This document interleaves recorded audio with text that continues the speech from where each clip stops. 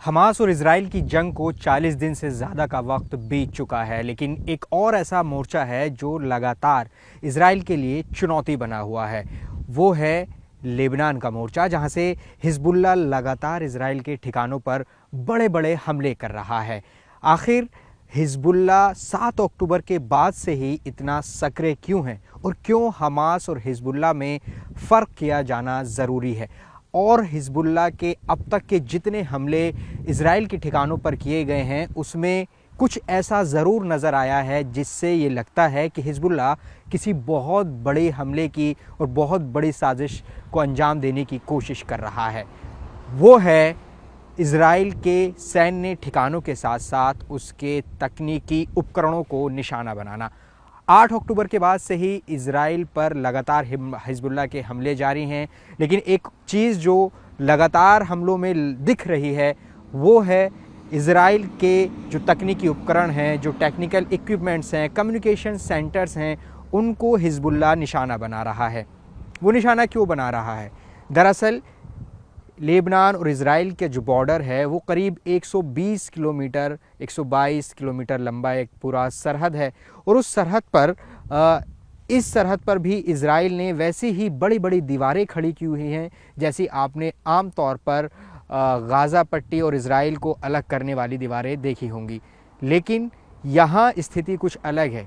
जो हिजबुल्लाह है वो इस इलाके में बेहद ताकतवर माना जाता है, दक्षिणी लेबनान में, और यही वजह है कि जैसे ही 7 अक्टूबर को हमास ने इजराइल पर बड़ा हमला किया, उसके बाद से ही अगले दिन से 8 अक्टूबर के दिन से ही हिजबुल्लाह ने इजराइल के ठिकानों पर ताबड़तोड़ हमले कर दिए। अब हम उस पॉइंट पर आते हैं जो हम आपको बताना चाह रहे हैं। जितने भी विजुअल, जितने भी वीडियो अब तक सामने आए हैं, वो वीडियो जिनमें हिजबुल्लाह ने इजराइल को निशाना बनाया है, उसमें ज़्यादातर वीडियोज़ हमने देखे हैं वो वैसे वीडियोज़ हैं जिसमें टेक्निकल इक्विपमेंट्स को निशाना बनाया है। मसलन टावर जैसी चीज़ है वो उसको तबाह किया। इसके अलावा जो निगरानी रखने वाले उपकरण हैं उनको निशाना बनाया, कम्युनिकेशन सेंटर्स को निशाना बनाया। देखिए, इजराइल की सबसे बड़ी ताकत उसकी तकनीक है, ये हर कोई जानता है। तकनीक के सहारे इजराइल ने दुनिया में एक अलग मुकाम बनाया है, चाहे बात करें आप आयरन डोम की या फिर बात करें आप एयर डिफेंस सिस्टम की, या जिसकी चर्चा होती है जो स्पाईवेयर है पेगासस उसकी। तो ऐसे में तकनीक के मामले में इजराइल बहुत ताकतवर मुल्क माना जाता है, और यही वजह है कि उसने अपनी सरहदों को बेहद सिक्योर रखने के लिए अपनी तकनीक को अगले स्तर पर ले जाया है। और अब जब ऐसे में युद्ध चल रहा है तो बहुत ज़रूरी है कि उसकी सबसे बड़ी ताकत को चोट पहुंचाया जाए, और यही हिजबुल्लाह कर रहा है कि सरहद के साथ जितने भी इजराइल के टेक्निकल इक्विपमेंट्स हैं, कम्युनिकेशन सेंटर हैं, उनको इजराइल निशाना बना रहा है। क्या हिजबुल्लाह निशाना बना रहा है, माफ़ कीजिएगा, क्या हिजबुल्लाह बड़ी तैयारी कर रहा है? क्या तैयारी कर रहा है? क्या अगर वो कम्युनिकेशन सेंटर सरहद के इलाकों का काट देगा तो क्या वो और हमलों में तेज़ी आएगी? क्या हिजबुल्लाह के लड़ाके सरहद के आसपास युद्ध को और तेज़ कर सकते हैं?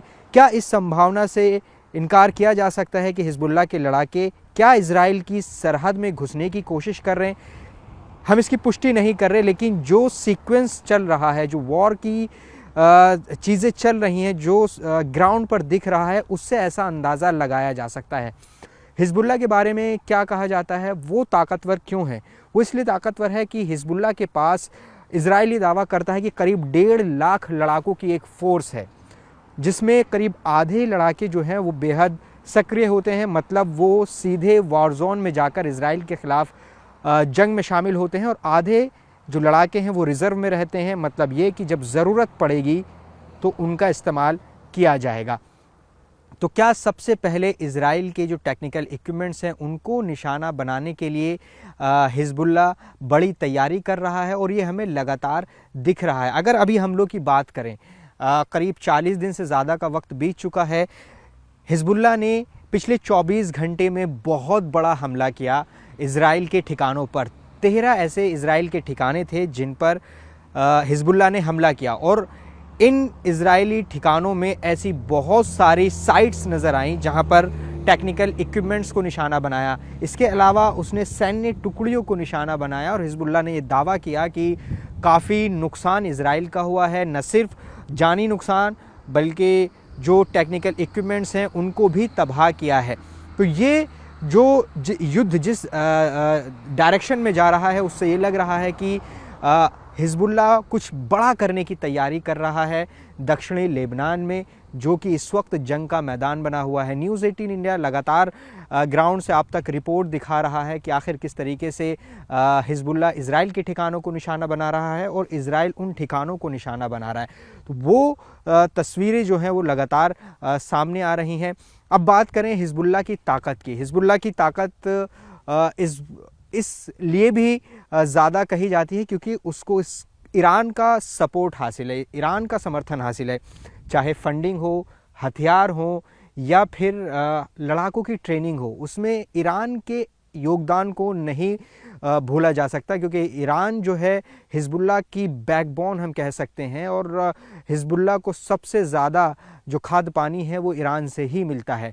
और हिजबुल्लाह के पास जिन हथियारों का जिक्र किया जाता है वो बेहद आधुनिक हथियार हैं, एयर डिफेंस सिस्टम हैं, लॉन्ग रेंज मिसाइलें हैं, तमाम तरह के जो भी जंग में इस्तेमाल होने वाले हथियार हैं वो हिजबुल्लाह के पास हैं।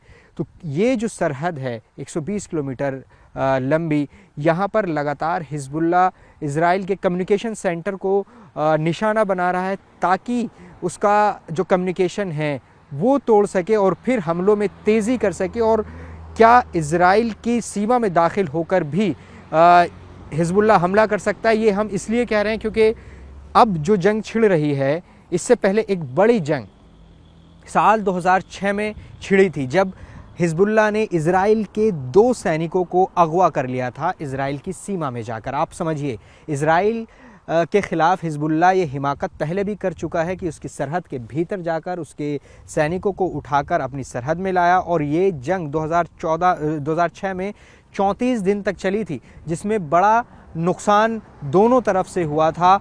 और इस जंग जब भी हिजबुल्लाह और इजराइल का इतिहास की बात होती है तो साल 2006 को ज़रूर याद किया जाता है क्योंकि भीषण जंग इन दोनों के बीच में हुई थी। तो क्या उसी की तैयारी, उसी को रिपीट करने की तैयारी हिजबुल्लाह कर रहा है?